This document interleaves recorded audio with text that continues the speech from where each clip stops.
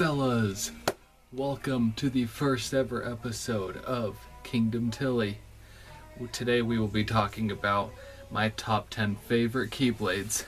This is a video that I've really wanted to do for a long time, and I've seen a few different videos, kind of disagreed with their choices, so I decided to make my own. Hope you enjoy. Drop a comment below, like and subscribe, and game on. Okay, so today we are going over my top 10 favorite Keyblades. Now, I know that this is like an opinion-based thing, so my opinion might not be your guys' opinions. So, leave an opinion in the comments section below. Tell me what your guys' favorite Keyblades are in order. This was actually an extremely hard video to make, due to the fact that there are so many Keyblades that, honestly, all of them are amazing. Square Enix did an amazing job at designing these. So, let's start off with number 10, Flame Liberator. Now, Flame Liberator isn't seen very much, but it is used by one of my top favorite characters in the series, Axel. It is Axel's Keyblade, the very first Keyblade that Axel summons, and the Keyblade that he uses through the duration of Kingdom Hearts 3. It is... I have a strange obsession with fire. I absolutely love fire, and it is like an embodiment of flames.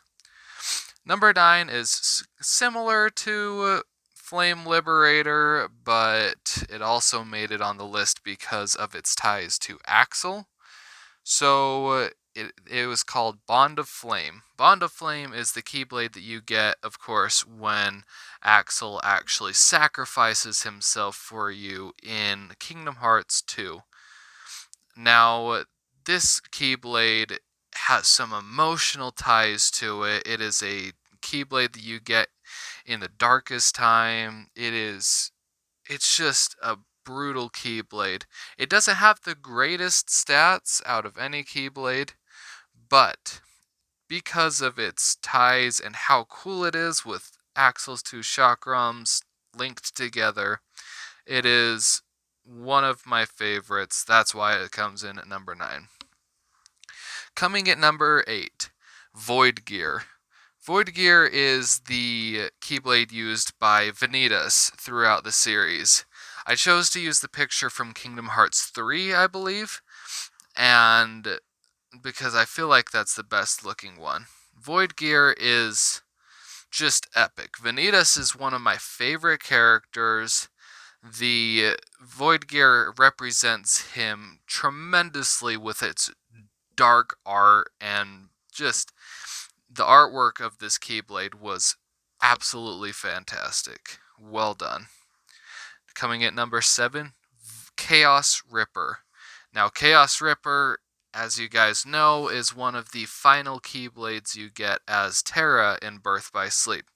Chaos Ripper is huge in strength, and actually it's so big in strength it makes up by subtracting from your magic points, or not your magic points, your magic damage.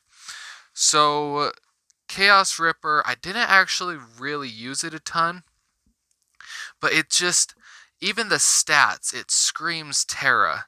The whole thing, strength. All he cares about is strength, strength. And it just shows his Keyblade, basically, taken over by darkness. And him, strength to the max. And that's, like, the most important thing to him. And it is just a sick-looking Keyblade. That's why it comes in at number 7. Number 6, 2 Becomes 1. Now, I grew up on Kingdom Hearts 2, not the Final Mix version, just Kingdom Hearts 2. When I played Final Mix through and I got this Keyblade, I lost my crap. This thing is dope, and it is the only way to unlock Final Form. This Keyblade is just sick in every way. It's got the contrasting, similar to Oathkeeper and Oblivion. It's got like the stats on it are pretty freaking good, and you have a 50% chance of either becoming anti-Sora or final form Sora, no matter what form you choose, which is good and bad, and it's just sick. Number 5, Way to Dawn and Soul Eater. Now I combined these two together because, let's be real, they're pretty much the same. I personally like Way to Dawn better, but the only real difference is the wing, and it's just cooler.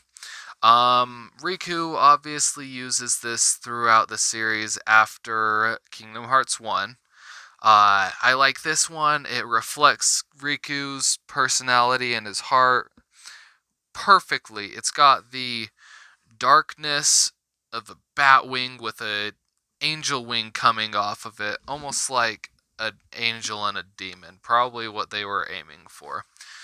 But it shows this battle between light and darkness inside of Riku, and it's just a sick looking Keyblade. Sadly, it breaks within the first 20 minutes of Kingdom Hearts 3. I don't want to get into it. It gets a little emotional there. That comes in at number 5. Number 4, Oathkeeper. Oathkeeper has been a huge part of Kingdom Hearts from the first game. From Kingdom Hearts 1, it was because of the good luck charm that Kairi gave Sora. It doesn't have the greatest stats of all the Keyblades, but that Keyblade is huge. Its ties to Oblivion, and the very first time when Roxas used his double Keyblades and he pulls out Oblivion and Oathkeeper, and you just fall out of your seat and scream at the top of your lungs like, what the heck is going on?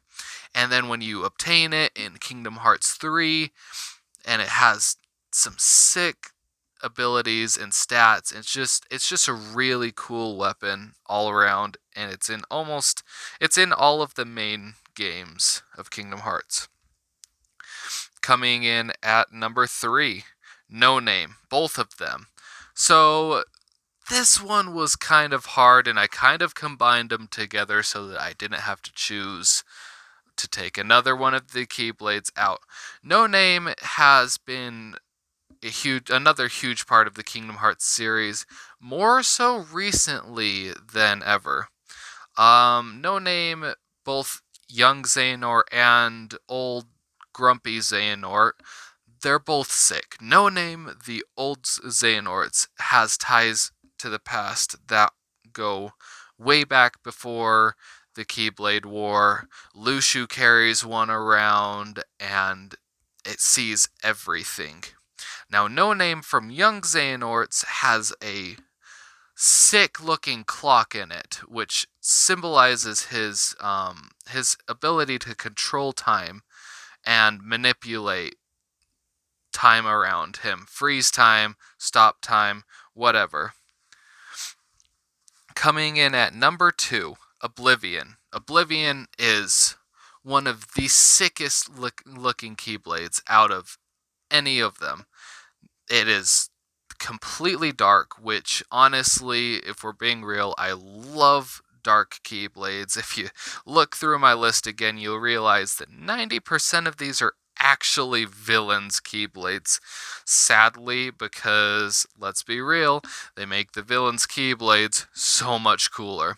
But Oathkeeper it has that perfect contrast to, Oblivion has that perfect contrast to Oathkeeper, sorry. And also, I noticed when I was watching a YouTube video on the two different forums, Oblivion and Oathkeeper, when you go into their forums in Kingdom Hearts 3, the katakana, or no, it was the kanji, for light and darkness are on Sora's clothes. Of course, darkness being linked to Oblivion, and light being linked to Oathkeeper. Oblivion is extremely cool. Its ties to the darkness are epic beyond all belief, and it's amazing. And finally, coming in at number 1, the Ultima Keyblade, of course, but specifically from Kingdom Hearts 3. Ultima from Kingdom Hearts 3 is the only Ultima Keyblade that I have actually sought out and searched for. And let me tell you, this thing is crazy powerful, alright? I struggled a little bit on the End Xehanort part, not gonna lie, on normal mode. I was level 35, and I still beat him, but I struggled a little bit. I was on proud mode. I got this freaking amazing Ultima Keyblade, and it made Xehanort a minor nuisance. I didn't die once.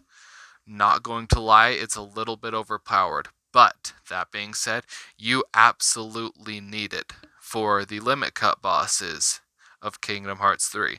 Now, I haven't used it in the other games, but I am assuming it is pretty much the exact same.